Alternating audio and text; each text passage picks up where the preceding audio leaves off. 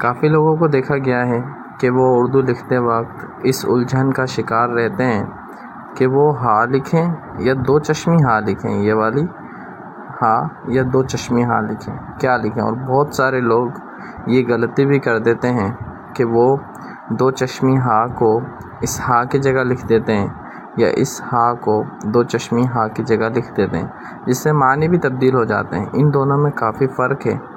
سب سے پہلے آپ کو دو چشمی ہا کے بارے میں بتاتے ہیں۔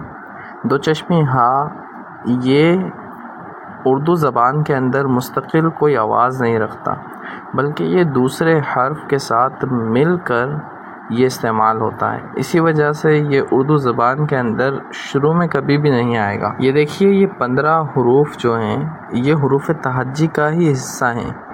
کافی سارے لوگ ان کو حروف تہجی کا حصہ شمار نہیں کرتے۔ یہ کافی ساروں کو پتہ ہی نہیں ہے کہ یہ حروف تہجی کا حصہ ہیں۔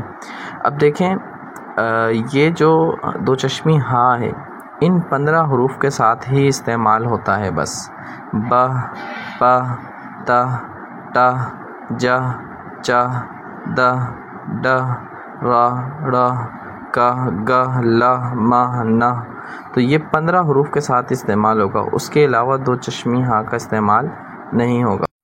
یہ والا جو ہا ہے اس کی اردو زبان کے اندر مستقل آواز ہے، اور جہاں بھی ہا کی آواز ہمیں چاہیے ہوتی ہے وہاں پر ہم اس ہا کا استعمال کرتے ہیں، نہ کہ دو چشمی ہا کا اردو زبان کے اندر۔